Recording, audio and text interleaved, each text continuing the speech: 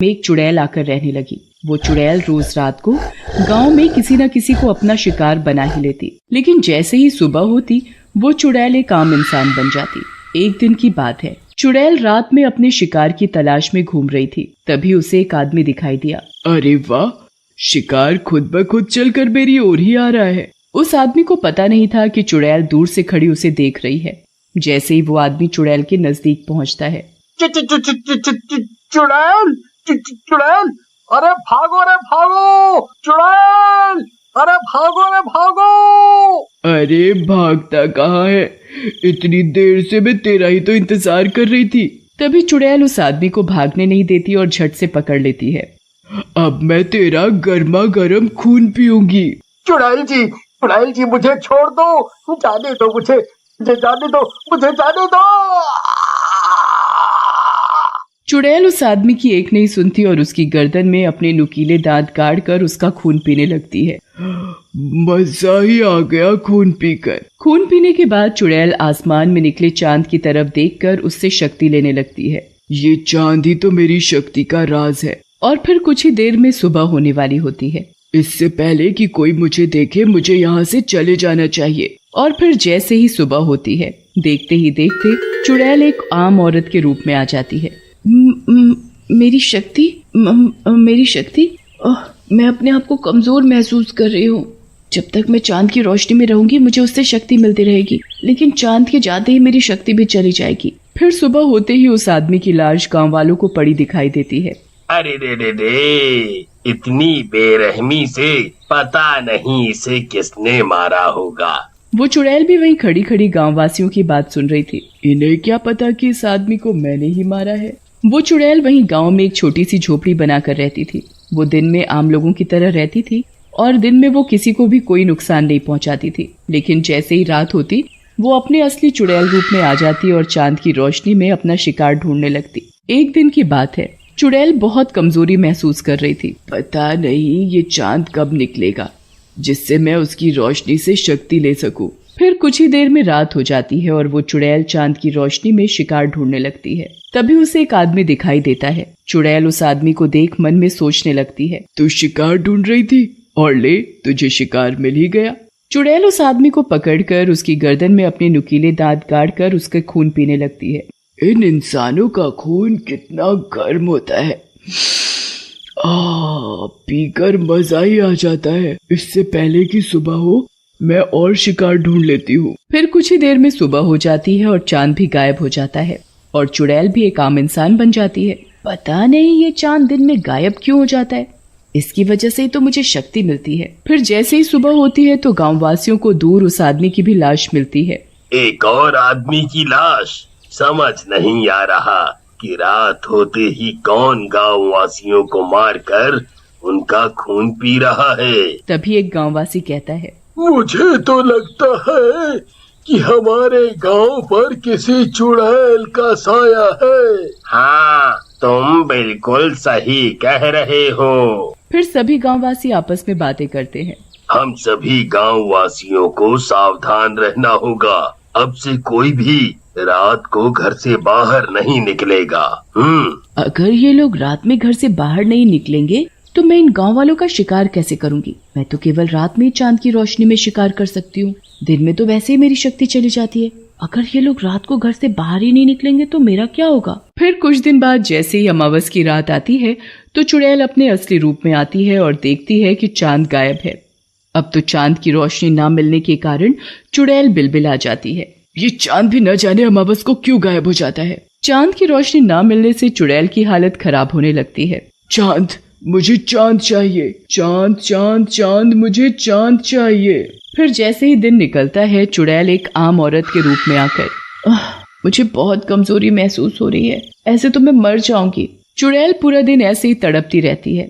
फिर जैसे ही रात होती चुड़ैल आसमान की तरफ देखने लगती है। ये चांद भी न जाने कब निकलेगा, ऐसे तो मेरी जितनी भी बची खुची शक्ति है वो भी खत्म हो जाएगी। तभी चुड़ैल के मन में एक विचार आता है, क्यों ना मैं चांद को ही चुरा लूं, जिससे चांद हमेशा मेरे पास ही रहेगा और मेरी शक्ति भी कम नहीं होगी। फिर कुछ दिनों बाद जैसे ही चांद दिखाई देने लगता है तो चुड़ैल एक मटका लेकर सीधा आसमान में चांद के पास पहुंच जाती है और चांद को तोड़कर धरती पर ले आती है। फिर उस चांद को चुड़ैल एक मटके में कैद कर लेती है। आखिर मैंने चांद को चुरा ही लिया। फिर चुड़ैल मटके को अपने कमरे में रख देती है, लेकिन चांद ना निकलने के कारण पूरे गांव में अंधेरा ही अंधेरा छा गया। सभी गांववासी आपस में बातें करते हैं। आज इस चांद को क्या हो गया? कितनी देर हो गई, निकल ही नहीं रहा। सारी रात निकल जाती है पर चांद नहीं निकलता।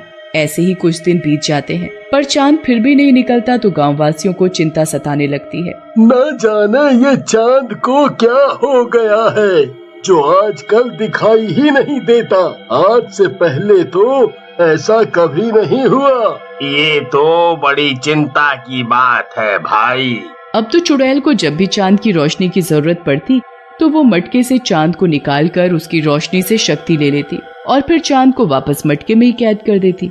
और अंधेरा होने की वजह से चुड़ैल रोज रात को और भी मजे से गाँव वासियों का शिकार करती, पर किसी को ये बात पता नहीं चल पा रही थी कि गाँव वासियों को कौन मार रहा है। ऐसे ही एक दिन की बात है, चुड़ैल रात को मटके से चांद निकालकर उसकी रोशनी से शक्ति ले रही थी। तभी उधर से एक आदमी गुजर रहा था, तो वो चुड़ैल के घर से आती हुई रोशनी देखकर रुक जाता है। सभी जगह अंधेरा है, फिर इस औरत के घर से ये रोशनी कैसे आ रही है? फिर वो आदमी उस औरत की खिड़की से झांक कर देखता है। चुड़ैल, अरे मर गया रे, ये तो औरत नहीं चुड़ैल है।